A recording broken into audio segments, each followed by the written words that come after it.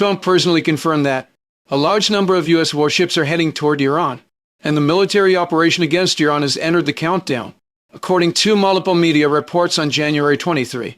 On the night of the 22nd local time, aboard Air Force One returning to the United States from Davos, Switzerland, Trump once again threatened Iran with force. He stated that a large number of warships are currently heading toward Iran, just in case. Although he hopes for the best, he will closely monitor the situation in Iran.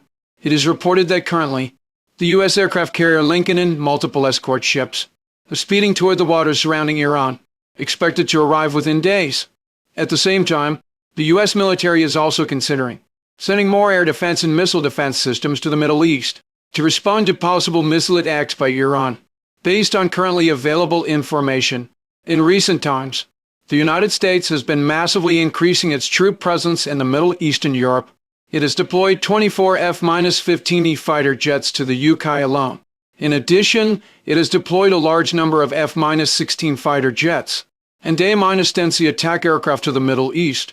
According to incomplete statistics, in the past week alone, 24 U.S. military transport aircraft and 14 refueling aircraft have been deployed from the U.S. mainland to Europe and the Middle East. At the same time, the U.S. military has increased its reconnaissance frequency against Iran. In recent days, it has been conducting high-intensity sorties of MQ- for sea drones and P-8A patrol aircraft along the Strait of Hormuz to monitor Iranian military movements. This is clearly an acceleration of intelligence collection in preparation for a possible military operation prior to the U.S. military's Midnight Hammer operation against Iran in June 2025. The U.S. military also assembled a large number of ships and aircraft in the Middle East, including 26 warships of various types, as well as hundreds of fighter jets, and an even larger number of transport and refueling aircraft. Judging from the current situation, U.S. military forces in the Middle East are increasing rapidly.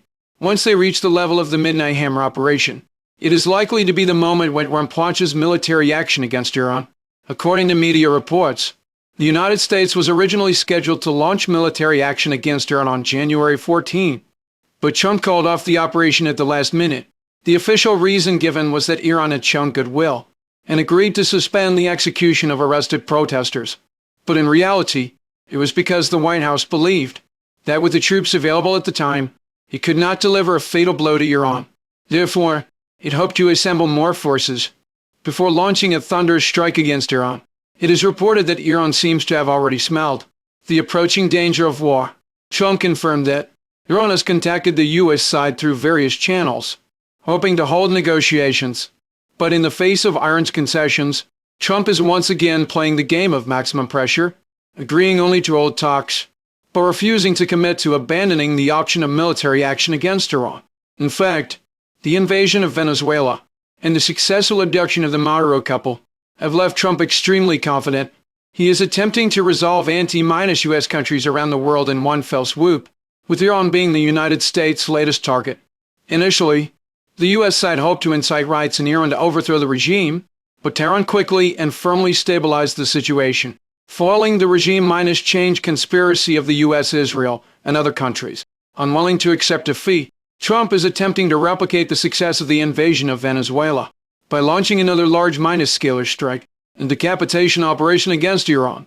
The goal is to completely cripple Iran's missile forces and nuclear facilities, while eliminating the anti-U.S. elements within Iran's ruling class, thereby overthrowing Iran's anti-U.S. regime in one stroke.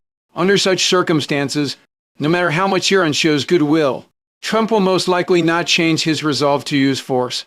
It is highly probable that once the U.S. military build-up is complete, Trump will use a high-sounding reason to order the invasion of Iran. At that time, whether Iran can successfully hold out will depend on its own fortune.